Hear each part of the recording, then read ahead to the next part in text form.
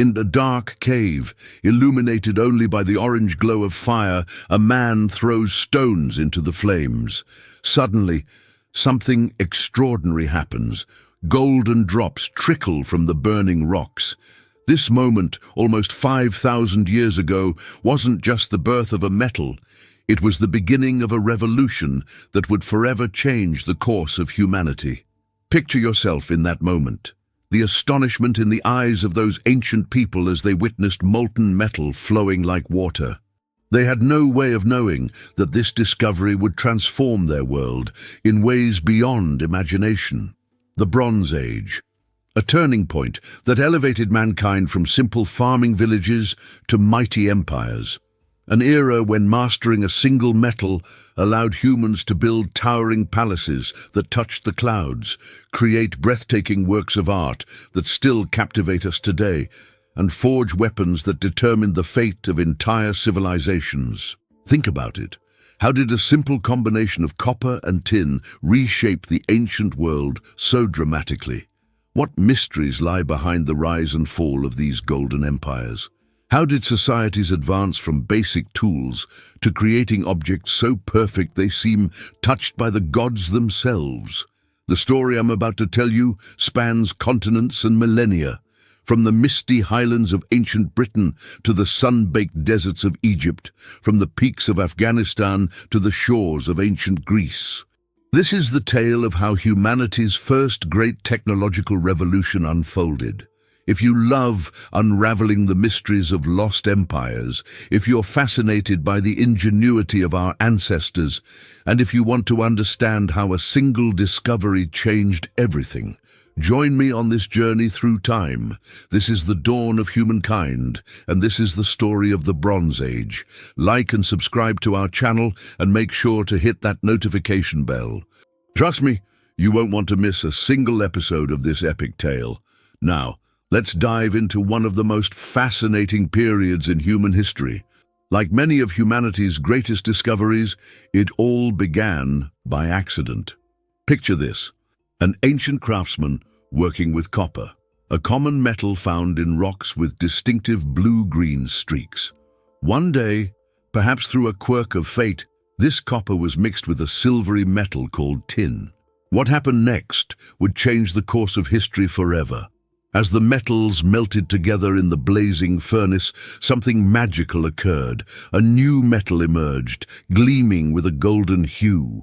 This wasn't just any metal. It was harder than copper, less likely to bend, and could be sharpened to a deadly edge. This was bronze, and it was about to revolutionize the ancient world. But here's where the story gets truly fascinating. While copper could be found in many places across the ancient world, tin was incredibly rare. Imagine the frustration of ancient smiths who had discovered this miraculous alloy but couldn't find enough tin to make it. The precious tin deposits were scattered in just a handful of places: the misty hills of Cornwall in distant Britain, the remote mountains of Afghanistan, and a few other isolated locations. This scarcity of tin created something unprecedented in human history. For the first time, people needed to travel enormous distances to get what they wanted. Traders began establishing routes that would make modern shipping companies jealous. Caravans of donkeys would trek through treacherous mountain passes. Ships would brave stormy seas, all in search of this precious metal. Think about it. A trader from ancient Mesopotamia might spend months traveling to Cornwall, bringing exotic goods like ivory, precious stones, and spices to exchange for tin. These journeys created the world's first international trade networks. Cultures that had never known of each other's existence suddenly found themselves connected by this web of bronze-hungry merchants. What we're really talking about here is the world's first global economy. Imagine being the first person to establish a reliable tin trade route. You'd become the ancient equivalent of a billionaire overnight. Cities that controlled these trade routes grew wealthy and powerful. Places like Troy didn't become legendary just because of Helen's beautiful face. They sat at crucial points along these vital trade routes. This wasn't just about making better tools and weapons anymore. This was about power, wealth, and control. Those who mastered the bronze trade didn't just rule cities, they ruled entire civilizations. The age of empires had begun, all because of a chance discovery in a prehistoric forge. Imagine walking into an ancient bronze workshop. The air thick with smoke, sparks dancing in the darkness, and the rhythmic sound of hammering echoing off stone walls. At the center of this mysterious space stands a figure who was seen as part craftsman, part priest, and part sorcerer, the bronze smith. These weren't just metal workers, they were the keepers of secrets that seemed magical to ancient eyes. Think about it. They could take dull rocks and transform them into gleaming weapons and dazzling jewelry. They could capture the likeness of kings and gods in eternal metal. They could even give bronze a voice, creating bells and instruments that rang out with otherworldly tones. This power to transform matter was so extraordinary that every major civilization had a god of metalworking. In Greece, they spoke of Hephaestus, the divine smith who crafted thunderbolts for Zeus and magical weapons for heroes. In Rome, they worshipped Vulcan, whose underground forge was said to cause volcanoes to erupt.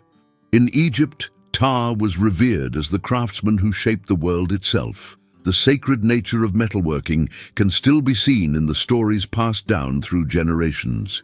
In Finland, the epic poem Kalevala speaks of the Sampo, a magical mill forged of bronze that could create gold from nothing. African folklore tells of smiths who could capture lightning in their furnaces. These weren't just tall tales, they reflected the genuine awe that ancient peoples felt toward these masters of metal. In the courts of the first kings, bronze smiths held positions of incredible privilege. They were the original military-industrial complex, creating the weapons that could make or break an empire's power. A single master smith could mean the difference between victory and defeat, between a kingdom's rise or fall, but their influence went far beyond the forge. These metalworkers were often trusted advisors to rulers, keepers of technological secrets that were worth more than gold. They knew which weapons would pierce enemy armor, which tools would build the strongest fortifications, which ornaments would most impress foreign ambassadors.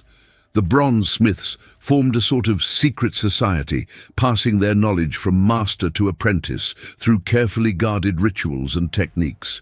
Some of their methods were so closely held that they died with them. Modern scientists are still trying to figure out how they achieved certain effects in their metalwork. Think of them as the Silicon Valley entrepreneurs of their day. Just as today's tech giants shape our modern world through their control of technology, these ancient masters of metal shaped the destiny of entire civilizations through their command of bronze. Some kingdoms rose to glory because they had the best smiths, while others faded into obscurity without them. The next time you see a bronze artifact in a museum, remember, you're not just looking at an ancient object.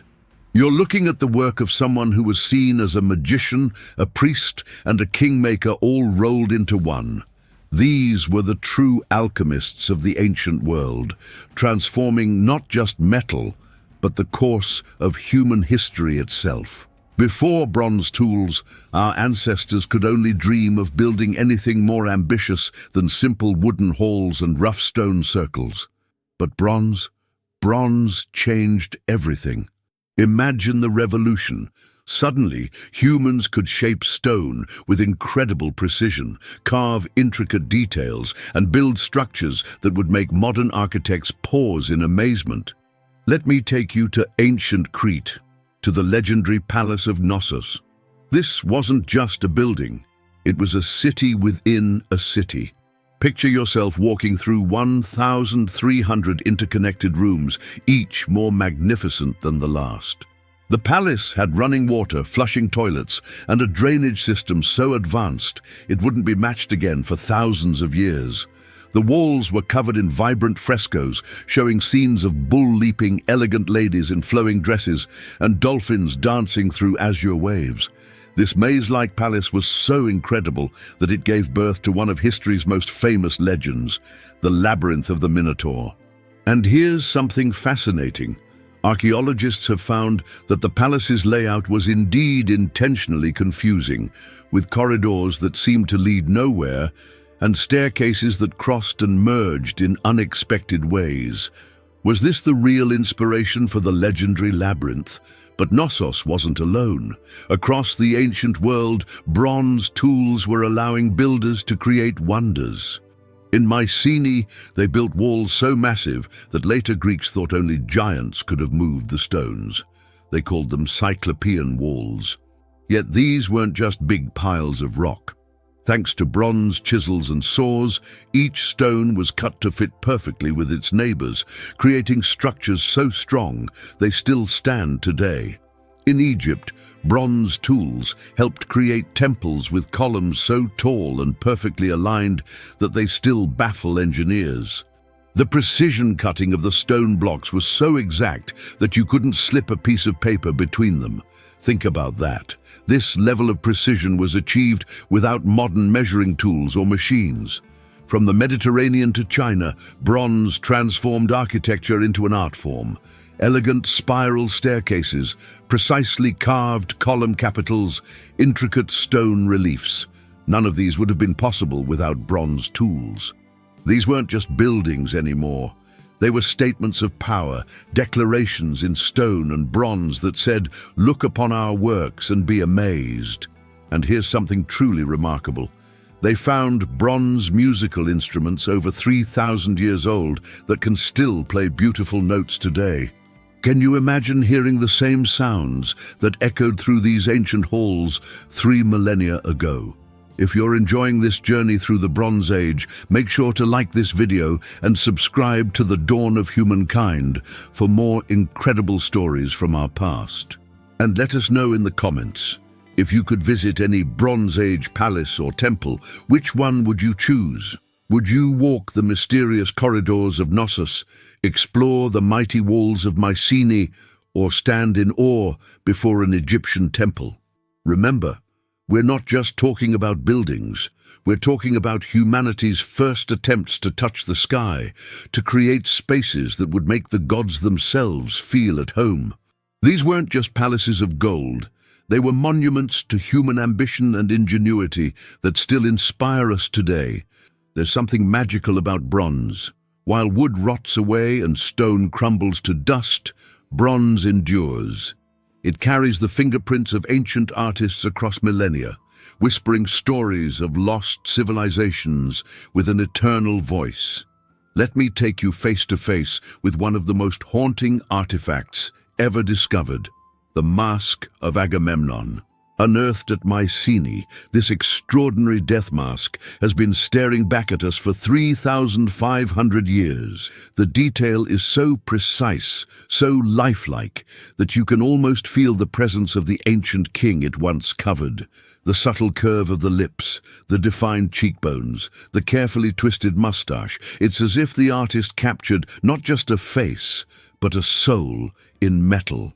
Now, imagine standing before the Nebra Sky Disk, one of humanity's first attempts to map the heavens. Created by ancient European astronomers, this mysterious bronze and gold disk shows the sun, moon, and stars in a way that still amazes modern scientists.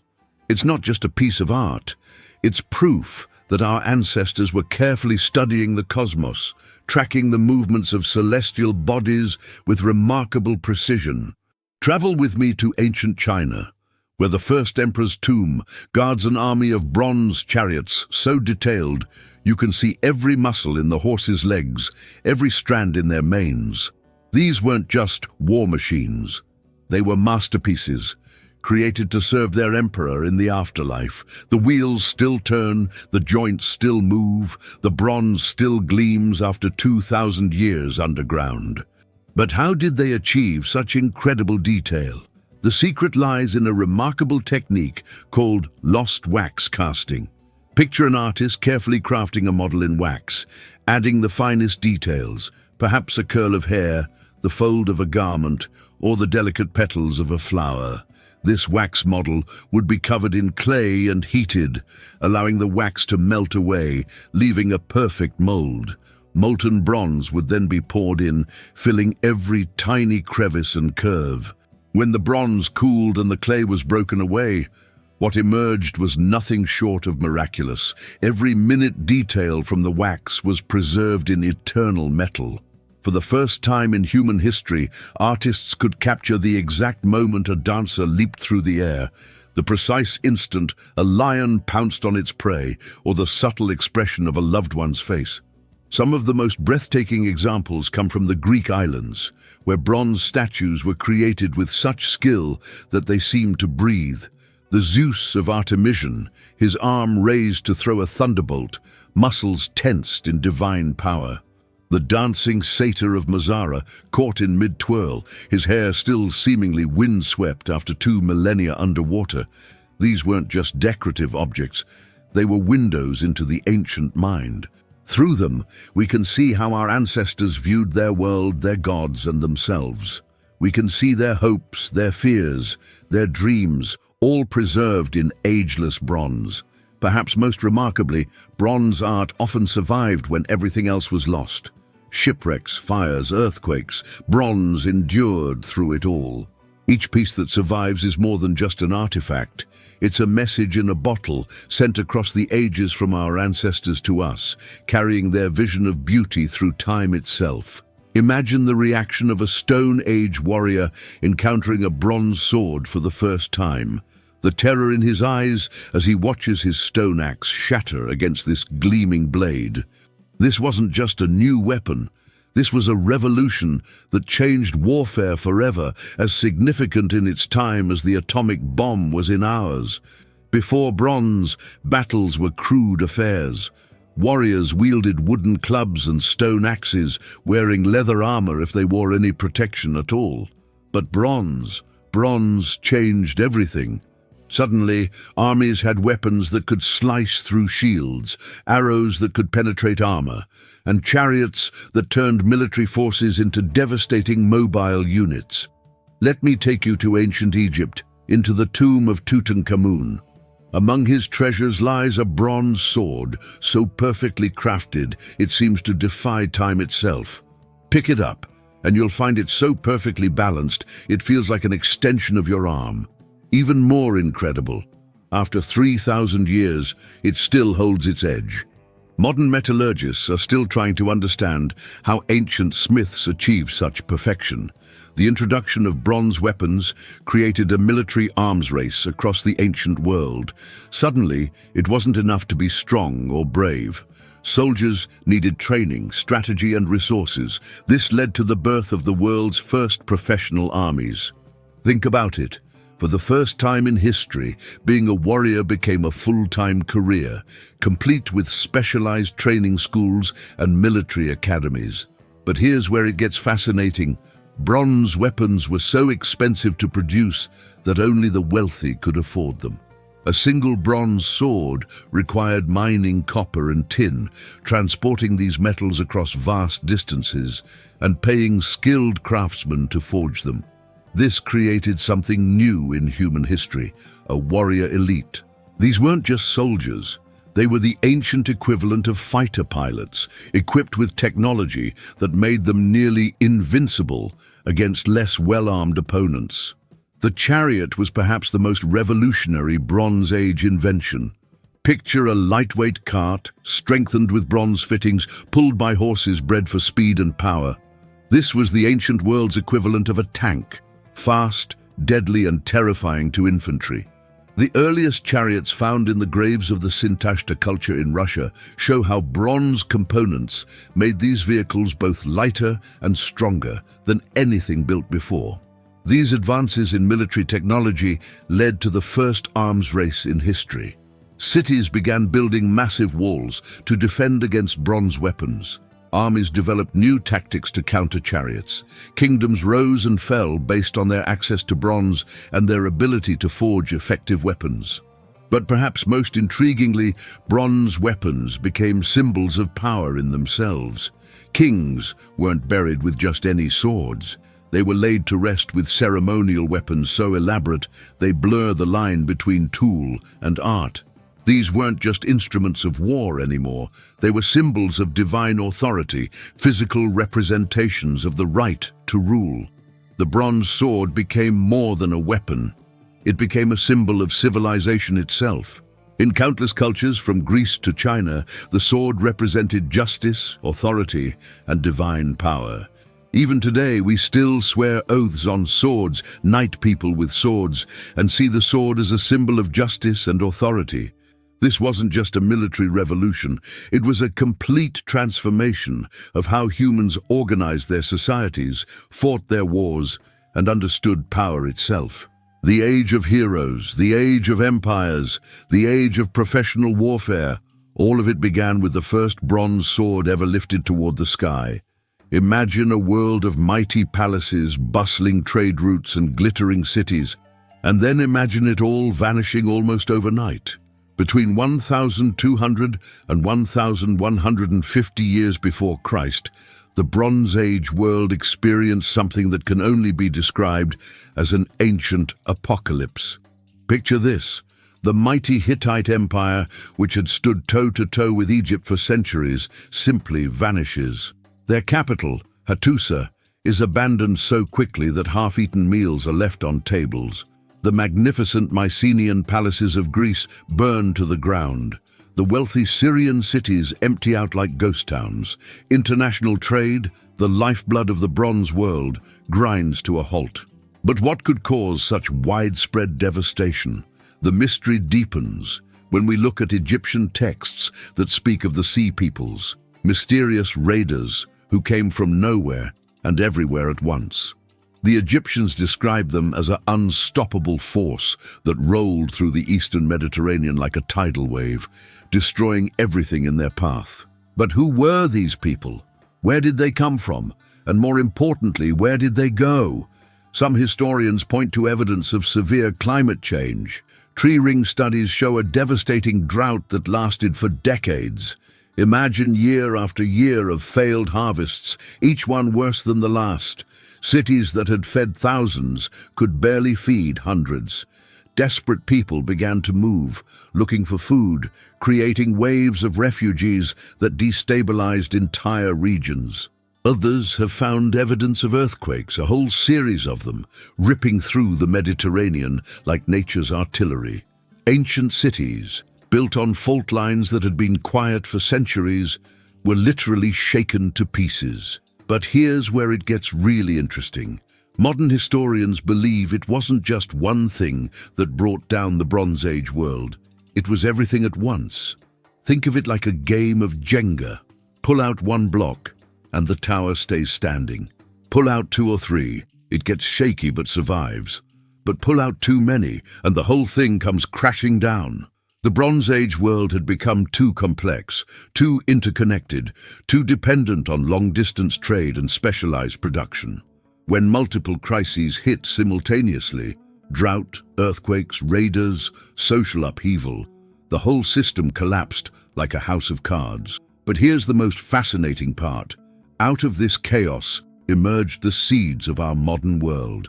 The Phoenicians, those master sailors and traders, developed an alphabet that would eventually evolve into the one we're using right now. The Greeks, no longer ruled by palace kings, created the first democratic city-states. The Israelites, wandering in the aftermath of collapse, developed the first major monotheistic religion.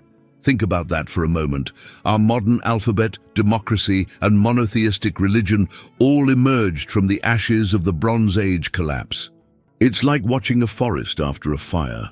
What looks like total devastation actually clears the way for new growth. Some of the survivors of this collapse left us tantalizing clues about what happened.